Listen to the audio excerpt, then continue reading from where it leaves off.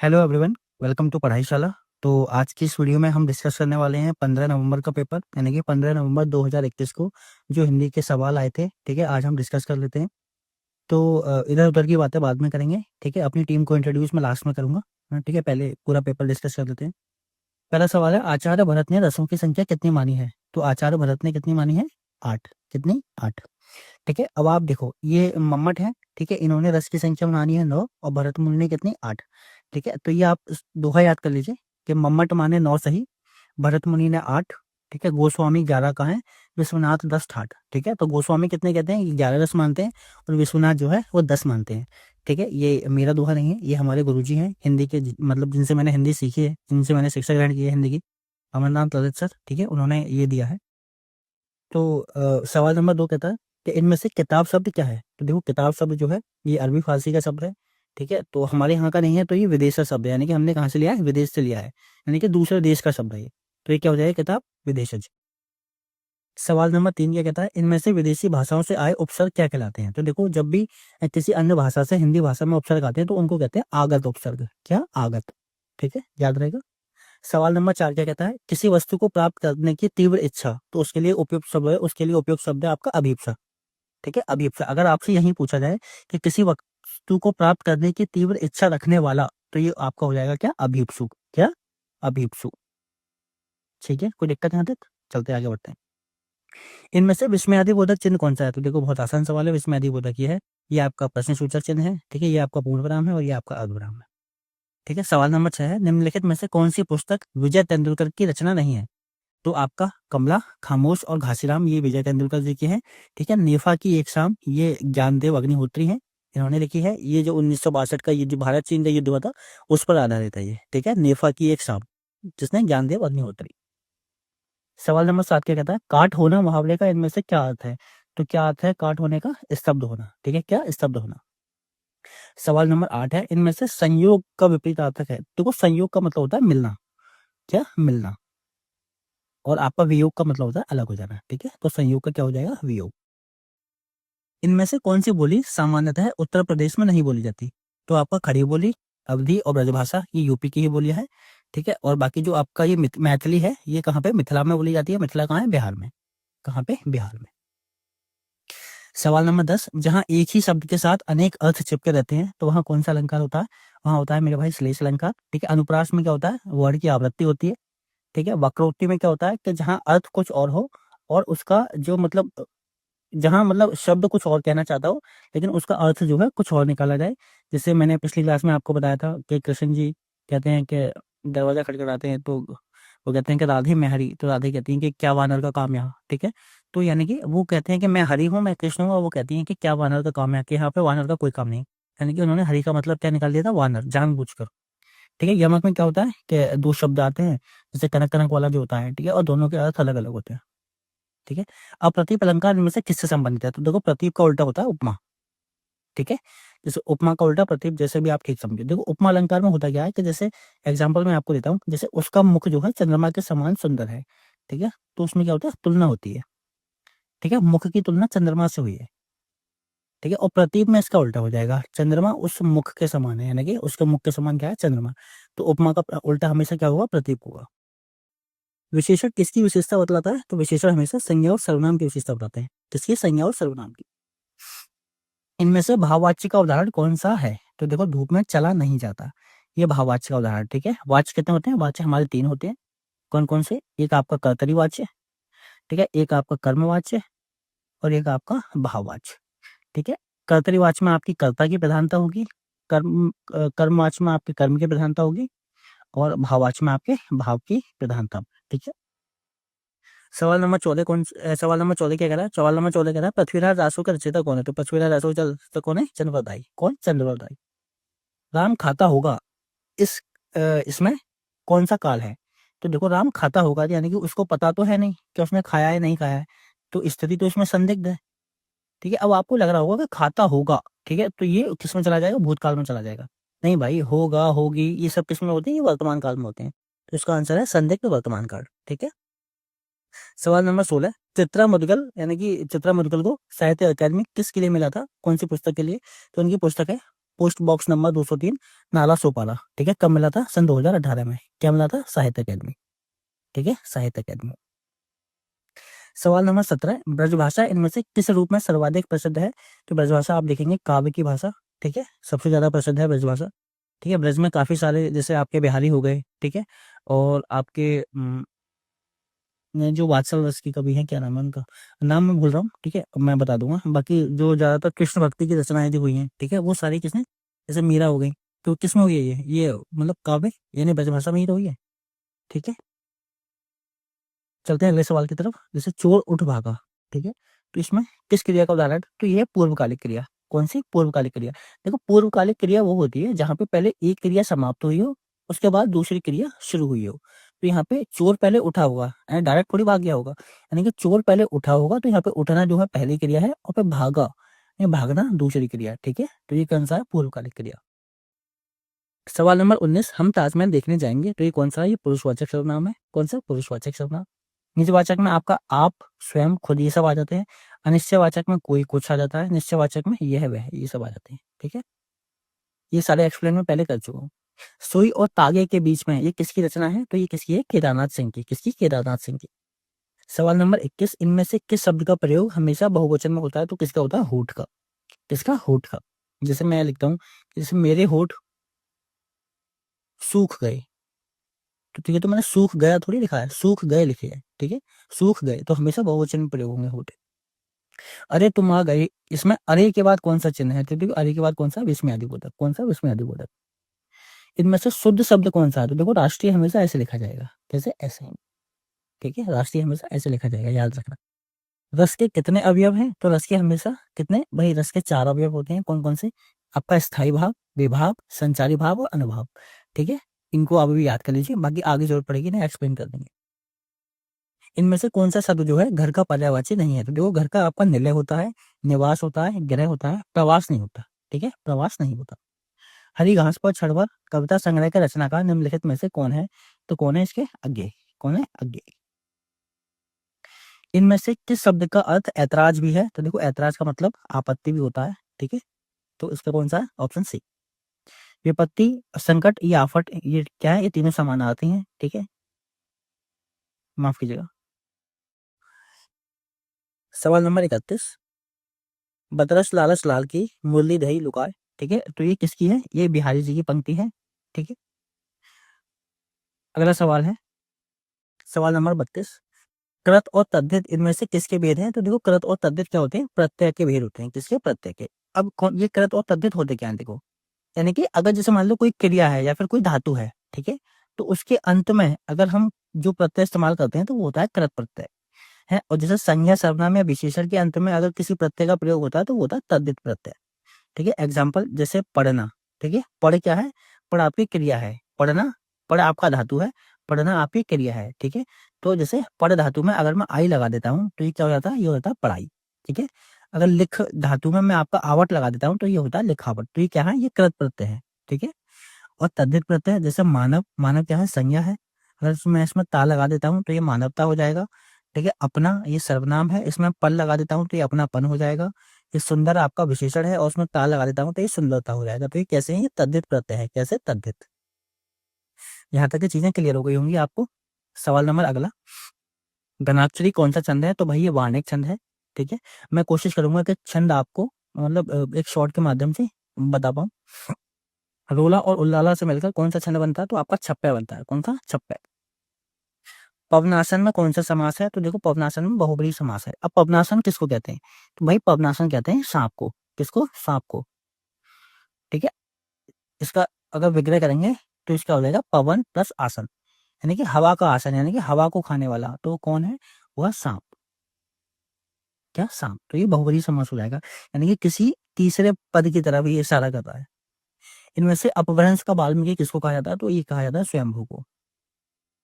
ठीक है, इनमें से खड़ी बोली, जो हिंदी की खड़ी बोली है, उसके पहले कवि तो आप हम जानते हैं कि कौन है? आमिर खुसरो। कौन है? आमिर खुसरो। जिन स्वरों के उच्चारण में 2 मात्राएं लगती हैं उन्हें क्या कहते हैं? तो उन्हें कहते हैं गुरु स्वर। क्या? गुरु स्वर। और उनको दीर्घ स्वर भी कहा जाता है। ठीक है, लघु स्वर जिनके जिनके एक मात्रा लगती है, जिनके उच्चारण में एक मात्रा लगती है। मूल स्वर वो होते हैं जो मतलब एक ही उससे बने हो, जैसे आ ई। संयुक्त स्वर जो दो अक्षर से बने हो या फिर दो वर्ड से बने हो, ठीक है, ये संयुक्त स्वर होते हैं। जिसके पास कुछ भी ना हो तो उसके लिए शब्द है अकिंचन। क्या? अकिंचन। इनमें से खड़ी बोली का प्रथम महाकाव्य कौन सा है? तो देखो इसकी ये है प्रिय प्रवास। ठीक है, मैंने पिछली वीडियो में पूरी पीडीएफ आपको दे रखी है। ठीक है, अगर आपने मेरी पुरानी क्लासेस नहीं देखी तो प्लीज आप उनको जाइए। ठीक है, मोस्टली सारे फैक्ट मैंने उसी वीडियो में पेस्ट कर दिए हैं, कॉपी पेस्ट। ठीक है, जिसमें ये जो प्रिय प्रवास है इसके बारे में भी मैंने वहाँ बताया है। ठीक है, वहाँ पे पीडीएफ जो है, वहाँ पे सारी इन्फॉर्मेशन आपको मिल जाएगी। इनमें से घुमक्कड़ शास्त्र के लेखक कौन है? तो ये हमारे राहुल भाई हैं। ये सवाल पहले भी पूछा गया था, इसलिए मैंने यहाँ पे एक्सप्लेन नहीं किया है। हिना फिल्म किस कहानी पर आधारित है? तो ये मलबे का मालिक। इसके रचनाकार कौन है? इसके रचनाकार है मोहन राकेश जी। कौन है? मोहन राकेश जी। जान पर खेलना मुहावरे का अर्थ क्या है? तो जान पर खेलने का अर्थ होता है आपका बहुत बड़ा जोखिम लेना। जैसे आपने मूवी में देखा होगा, जैसे कई लोग कहते हैं कि उसने तो मुझे जान पर खेल कर बचाया, यानी कि बहुत बड़ा जोखिम लिया उसने, तब जाके चीजें हुई। सवाल नंबर 4 है, अकर्मक क्रिया इनमें से किस पर प्रभाव डालती है? तो अकर्मक क्रिया कर्ता पर प्रभाव डालती है और आपकी सकर्मक क्रिया कर्म पर। किस पर? कर्म पर। इनमें से समूहवाचक संज्ञा कौन सी है? तो देखो, समूहवाचक संज्ञा वो होती है जहां हम एक से ज्यादा लोग की बात करें या फिर हम किसी समूह की बात करें, या फिर इंग्लिश में कहूँ तो मैं किसी ग्रुप की बात करता हूँ। किसकी? ग्रुप की। जैसे आपका परिवार हो गया, ठीक है, आपका झुंड हो जाता है, आपका सेना हो जाता है, ठीक है, आपका समिति हो जाती है, आपका संसद, यानी कि जहाँ एक से ज्यादा लोग मिलेंगे वहां पे क्या हो जाएगा? समूहवाचक हो जाएगा। आपका संसद हो जाता है। ठीक है, और भी बहुत सारे एग्जाम्पल हो सकते हैं इसके। राम आपका ये व्यक्तिवाचक संज्ञा है। ठीक है, हिमालय भी आपका व्यक्तिवाचक संज्ञा है। अनाज आपका जातिवाचक संज्ञा है। ठीक है, बिहारी का नामकरण किस विद्वान ने किया था? तो ये किया था हमारे ग्रियर्सन जी ने। किसने? ग्रियर्सन जी ने। इनमें से कौन सा शब्द जो है क्षुद्र का जो है विपरीतार्थक है? तो देखो, क्षुद्र का मतलब होता है छोटा। क्या? छोटा। तो इसका उल्टा क्या होगा? बड़ा या फिर महान। ठीक है, तो इसका हो जाएगा महान। लघु का हो जाएगा आपका दीर्घ। ठीक है, मेरे समय के शब्द ये किस विधा की रचना है? तो ये आलोचना है। किसकी है? ये है हमारे रघुवीर सहाय जी की। किसकी? रघुवीर सहाय जी। निम्नलिखित में से कौन सा शब्द जो है गो का अर्थ नहीं है? तो देखो मेरे भाई, गो का गज नहीं होता, बाकी गो का आपका गाय भी होता है। गो नदी को भी कहते हैं और गो इंद्रियों को भी कहते हैं। ठीक है, किसको? इंद्रियों को, नदी को और गाय को। गज को नहीं कहते, गो।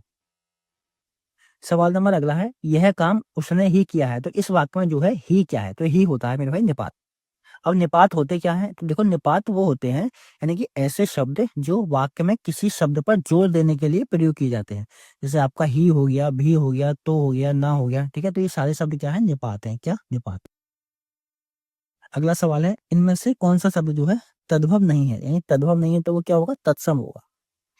तो देखो, तत्सम कौन सा है? आपका धैर्य ही है। ठीक है, धैर्य। इसका तत्सम, इसका तद्भव, तद्भव क्या होता है? उसका तद्भव होता है धीरज। क्या? धीरज।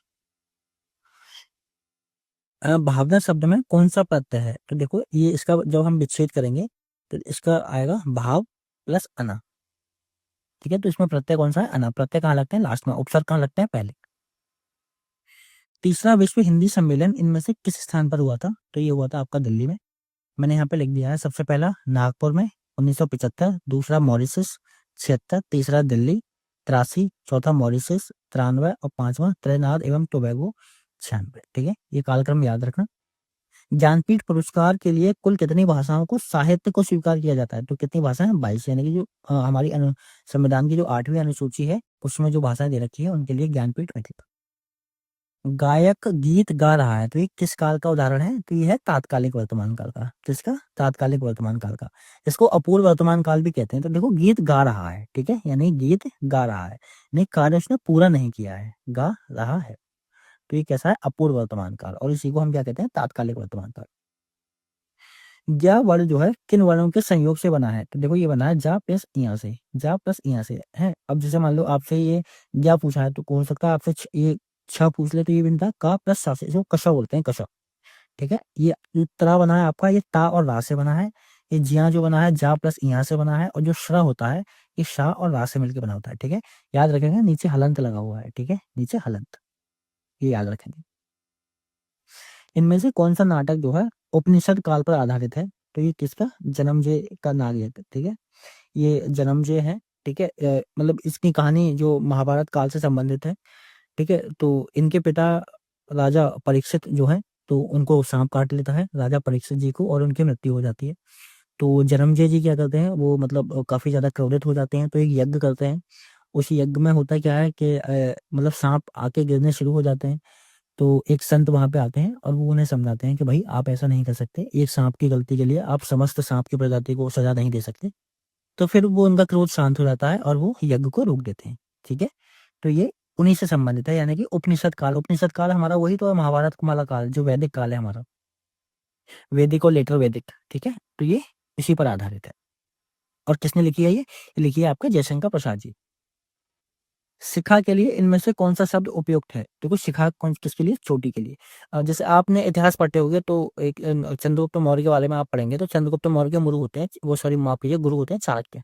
कौन से? चाणक्य, ठीक है। तो जब धनानंद उनके दरबार में जाते हैं तो अक्सर वो उनको कहता है कि भाई तुम जो हो खुली शिखा वाले ब्राह्मण हो, ठीक है, खुली शिखा वाले ब्राह्मण। तो वो शिखा किसको कहते हैं? वो शिखा कहते हैं चोटी को, खुली शिखा वाले ब्राह्मण,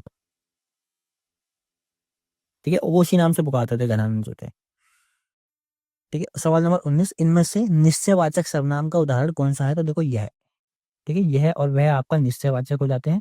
मैंने पिछली क्लास में इसको बताया था, कोई और कुछ आपका अनिश्चयवाचक, जो और सो आपका संबंधवाचक, ठीक है, संबंधवाचक। इनमें से कौन सा शब्द जो है वो हिंदी के उपसर्ग से नहीं बना है? तो देखो आपका अनजान, बिन चखा और ये बिन जाना, ठीक है। ये अन और बिन ये हिंदी के उपसर्ग हैं, और ये जो ला उपसर्ग है ला, ये आपका किसका है? संस्कृत का उपसर्ग है। किसका? संस्कृत का। तो आपका कौन सा हो जाएगा? लापता। दोपहर के बाद का समय, तो इसके लिए हम अपराह्न यूज करते हैं। पूर्वाह्न ये होता है सुबह का समय, और मध्याह्न होता है ये आपका दोपहर का समय, ठीक है, दोपहर का समय। संभवतः वह लिखता हो, तो जब इसमें सवाल में ही संभवतः आ गया तो ये क्या हो जाएगा? संभाव्य वर्तमान काल, ठीक है, ज्यादा दिमाग इसमें लगाना ही नहीं था। आला छंद में कितनी मात्राएं होती हैं? तो देखो आप इसको याद रखना पड़ेगा। आला छंद में होती हैं 31 मात्राएं। कितनी? 31। अगर याद ना रहे तो देखो आल्हा, आल्हा, ठीक है। तो आ गए 3 और एक ऐसे ऐसे याद रखना, ये बीच वाली डंडी को गायब कर देना, याद हो जाएगा। इनमें से आवर्तीवाचक विशेषण का उदाहरण कौन सा है? तो देखो आवर्तीवाचक कौन सा? ये दुगुना तिगुना चौगुना ये सब किसमें आते हैं? आवर्तीवाचक में, ठीक है, दुगुना तिगुना ये सब इसमें। कालिदास त्रिवेदी किसके दरबारी कवि थे? तो ये किसके थे? औरंगजेब के। किसके? औरंगजेब के। इनमें से कौन सा शब्द जो है वो शुद्ध है? तो देखो इसमें ये है, मैं कानपुर गया था। तो किसी भी वाक्य को शुद्ध मतलब लिखने के लिए उसका जो शब्दानुक्रम है वो सही होना चाहिए, ठीक है। और शब्दानुक्रम क्या होता है? शब्दानुक्रम जैसे इंग्लिश में होती है ना, पहले सब्जेक्ट प्लस ऑब्जेक्ट, ठीक है, ऐसे ही हिंदी में क्या होता है? पहले कर्ता आएगा, प्लस कर्म आएगा, उसके बाद प्लस क्रिया आएगी, ठीक है। तो आपका कर्ता यहाँ पे मैं हो गया, कानपुर आपका कर्म हो गया, और गया क्या हो गया? क्रिया हो गई, ठीक है, जैसे मैंने यहाँ पे लिख दिया है। सही शब्दानुक्रम होना चाहिए, यानी यानी सही शब्दाक्रम आपका कर्ता कर्म और क्रिया ये तीनों होनी चाहिए। अद्भुत रस के देवता इनमें से कौन है? तो आपके गंधर्व है। कौन है? गंधर्व। अठकोना में कौन सा समास है? तो देखो हम वैसे सारे समास डिस्कस कर चुके हैं, द्विगु बचा था तो द्विगु आज डिस्कस कर लेते हैं। यानी कि ऐसा समास जिसका पहला पद क्या हो? संख्यावाचक हो, तो वो कौन सा समास होता है? वो द्विगु समास होता है, ठीक है। तो देखो अठकोना का मतलब होता है 8 कोने वाला, ठीक है, 8 कोने वाला। तो इसमें पहला पद क्या है? संख्यावाचक है, तो ये कौन सा हो जाएगा? द्विगु समास हो जाएगा। भाववाचक में किस प्रधान की क्रिया का प्रयोग होता है? तो देखो भाववाचक में अकर्मक क्रिया होती है। कौन सी? अकर्मक क्रिया। वीपसा का कौन सा मतलब वीपसा में कौन सा अलंकार है? तो देखो वीपसा अलंकार कैसा है? शब्द अलंकार, ठीक है, शब्द अलंकार, ठीक है। 3 अलंकार पढ़ेंगे हम, एक आप पढ़ेंगे हम शब्द अलंकार, एक आपका पढ़ेंगे अर्थ अलंकार, और एक आपका पढ़ेंगे उभय अलंकार, ठीक है, उभय अलंकार, ठीक है। इनको अगले वीडियो में डिस्कस कर लूंगा, वरना वीडियो बहुत लंबी हो जाती है। समाज के संदर्भ में इनमें से कौन सा कथन सही है? तो द्वंद्व में दोनों प्रधान होते हैं, बिल्कुल सही बात है, ठीक है। जिस कर्मधारय का पूर्व पद संख्या बोधक हो वह द्विगु कर्मधारय समास कहलाता है। तो देखो अभी मैंने बताया। तत्पुरुष समास में साधा प्रथम पद विशेषण द्वितीय पद विशेष होता है, ठीक है, इसमें सभी ठीक है। क्या है? सभी ठीक। निम्नलिखित में से योजक चिन्ह कौन सा है? तो देखो आपका ये योजक चिन्ह है, ठीक है। भक्षण शब्द में कौन सा प्रत्यय है? तो भक्षण में भक्ष प्लस अन्न ये इससे बना है, तो उसमें प्रत्यय आपका आएगा अन्न। हिंदी दिवस कब मनाया जाता है? तो ये 14 सितंबर को मनाया जाता है, ठीक है। और आपसे पूछे विश्व हिंदी दिवस, तो ये आपका 10 जनवरी को मनाया जाता है। माफ कीजिएगा। चलते हैं अगले सवाल की तरफ। नेता का स्त्रीलिंग रूप क्या है? तो देखो नेता का क्या होता है? नेत्री। क्या होता है? नेत्री। इनमें से कौन सी बोली टा वर्ग बहुला है? तो कौन सी? मालवी। कौन सी? मालवी। अब जब बात आई गई है तो यहाँ ये देख लेते हैं, ठीक है। तीन मेन इंपॉर्टेंट है। जैसे आकार बहुला। आकार बहुला वो होता है जिसमें लास्ट में क्या होता है? आ की मात्रा होती है, ठीक है, आ की मात्रा। तो इसमें कौन कौन सी बोलियां हैं आपकी? खड़ी बोली और हरियाणवी। ओकार बहुला जिसमें ओ की मात्रा ज्यादा प्रयोग होती है, यानी कि जो ठहराव होता है वो ओ की मात्रा पे है, ठीक है। तो ब्रजभाषा, बुंदेली, कन्नौजी। और इकार या ओकार बहुला ये अवधी और छत्तीसगढ़ी, ठीक है। सवाल यहाँ से पूछ सकता है। सिंधी का पर्यायवाची शब्द इनमें से कौन सा है? तो क्या है? सीमिका। क्या है? सीमिका। चलते हैं अगले सवाल की तरफ। इन निम्न में से कौन सा शब्द जो है वो तद्भव शब्द नहीं है? तद्भव नहीं है तो इसका मतलब क्या होगा? तत्सम होगा। यानी सबसे पहले तो हमें सवाल ठीक से पढ़ना है कि भाई सवाल कहना क्या चाह रहा है। इसने पूछा तद्भव नहीं है, तो तद्भव नहीं है तो इसका मतलब तत्सम होगा। तो कौन सा? निष्ठुर। ठीक है, निष्ठुर आपका तत्सम। निम्नलिखित में से कौन सा शब्द जो है कानन का पर्यायवाची है? तो देखो कानन का मतलब किसका होता है? जंगल का पर्यायवाची होता है। किसका? जंगल का। जंगल, वन, ठीक है। तो ये क्या है? वन हो जाएगा इसका। निम्नलिखित में से कौन सी रचना प्रेमचंद की नहीं है? तो कौन सी नहीं है? टेढ़े मेढ़े रास्ते, ठीक है। टेढ़े मेढ़े रास्ते किसकी है ये? यह भगवती चरण वर्मा की। किसकी? भगवती चरण वर्मा। हिंदी साहित्य का प्रथम कालखंड को बीजोपन काल किसने मतलब किसने नाम दिया? ठीक है, बीजवपन काल। तो किसने? महावीर प्रसाद द्विवेदी जी ने। किसने? महावीर प्रसाद द्विवेदी जी। निम्नलिखित में से रामचंद्र का प्रकार कौन सा नहीं है? तो देखो ये नया सवाल है, ठीक है। वैसे आप याद रख लीजिए, उपदेशक नहीं है, विवरण, लाघव और निर्देशक, ये तीनों किसके हैं? रामचंद्र के मतलब प्रकार है। राम आम खाता है, तो इसमें वाक्य में क्रिया का कौन सा मतलब प्रकार है? तो क्रिया कौन सी है? सकर्मक।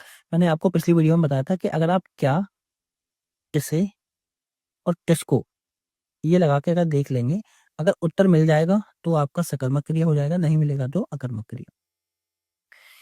इनमें से अंगरखा क्या है? तो देखो अंगरखा क्या है?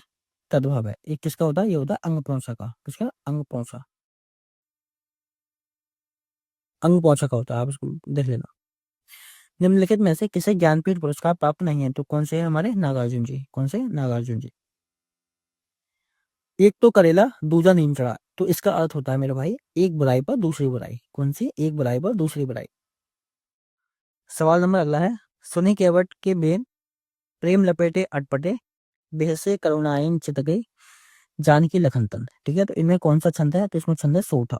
अब आप कहेंगे आपको कैसे पता? तो भाई मात्राएं कितनी पड़ेंगी आपको। क्या मात्रा? कविता को भावयोग किसने कहा है? तो ये कहा है रामचंद्र शुक्ल जी ने। किसने? रामचंद्र शुक्ल जी ने। निम्नलिखित में से कौन सा शब्द जो है वो उत्कर्ष का विलोम है? तो उत्कर्ष का मतलब होता है मतलब सॉरी, उत्कर्ष का जो विलोम होता है वो होता है अपकर्ष। क्या? अपकर्ष। अंत का आपका आदि हो जाएगा, पतन का आपका उत्थान हो जाएगा। ठीक है, उत्थान मतलब ऊपर उठना, पतन मतलब नीचे गिरना, अंत मतलब खत्म, आदि मतलब शुरुआत, और उत्कर्ष का मतलब भी ऊपर उठने जैसा ही है, यानी कि आप कह सकते हैं उपलब्धि। और अपकर्ष का मतलब आपको होती है निंदा। मैं बाजार जाता हूँ, तो इसमें वाच्य का कौन सा प्रकार है? तो इसमें कौन सा है? कर्तरी वाच्य, यानी कि इसमें किसकी प्रधानता है? कर्ता की प्रधानता है। अपभ्रंश भाषा का काल कौन सा है? तो देखो 5000 ईस्वी से 1000 ईस्वी का जो टाइम है ये अपभ्रंश का है। ठीक है, किसका? अपभ्रंश का। समय व्याप्त रहने वाले के लिए एक शब्द होगा आपका सर्वव्यापी।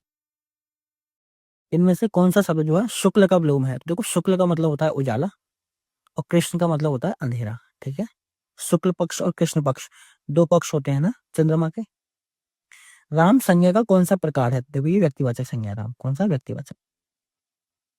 इनमें से अंक का एक अर्थ नहीं है। तो देखो अंक का अर्थ चंद्रमा नहीं होता, बाकी चिन्ह होता है, भाग्य होता है, गोल भी होता है। ठीक है, आदिकाल का संभावित समय आरंभ कौन सा माना गया है? तो देखो 1050। कितना? 1050। 1375 से आपका भक्ति काल शुरू हो जाता है, ठीक है, और 1700 से आपका रीति काल, और 1900 से आपका आधुनिक काल। ठीक है, कौन सा? आधुनिक काल। अधिक का विलोम क्या होगा? तो देखो अधिक का मतलब होता है ज्यादा, और न्यून का मतलब होता है कम। ठीक है, तो इसका अधिक का हो जाएगा न्यून। अनाहार का आपका आहार हो जाएगा, अपकर्ष का आपका उत्कर्ष हो जाएगा, लघु का मतलब दीर्घ हो जाएगा। ठीक है, आप भला तो जग भला, तो ये कौन सा सर्वनाम है? ये है निजवाचक सर्वनाम। कौन सा? निजवाचक। उपसर्ग का प्रयोग कहाँ किया जाता है? देखो शब्दों के आदि में। आदि का मतलब क्या होता है? प्रारंभ। ठीक है, तो शब्दों के प्रारंभ में। अंत में कौन प्रयोग होते हैं? अंत में होते हैं प्रत्यय। इनमें से कौन सा शब्द जो है स्त्रीलिंग है? यानी कि झील हमेशा स्त्रीलिंग होगा, बाकी सारे क्या है? पुल्लिंग है। भारत का प्रथम समाचार पत्र कौन सा था? तो देखो भाई पहला कौन सा था? बंगाल गजट। ठीक है, जे हिक्की ने इसका संपादन किया था। बाकी डेट आप मेरे को बता देंगे कि इसका संपादन कब शुरू हुआ था।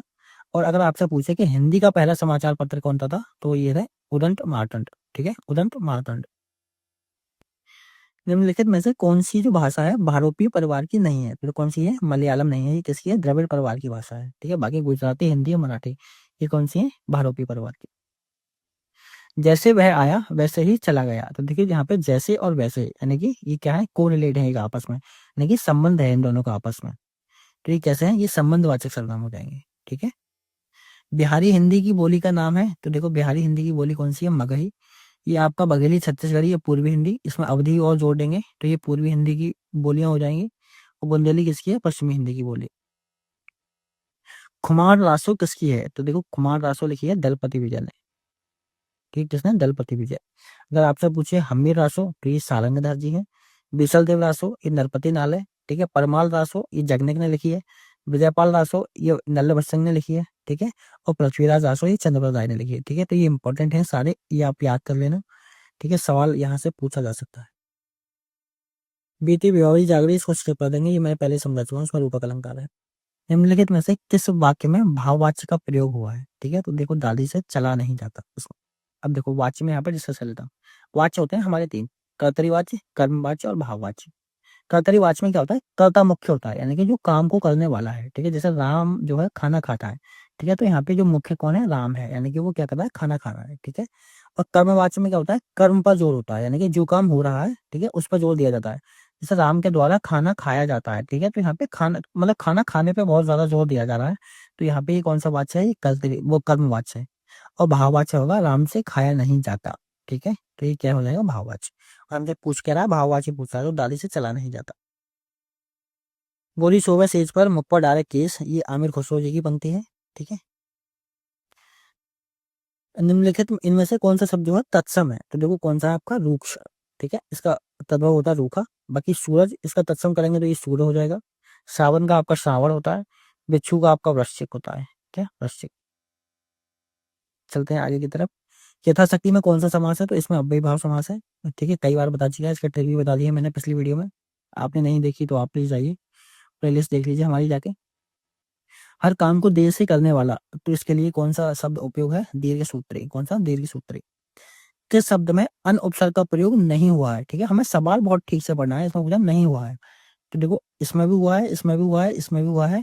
इसमें किसमें नहीं हुआ? इसमें नहीं हुआ। इसमें कौन सा उपसर्ग है? इसमें है अनु। क्या? अनु।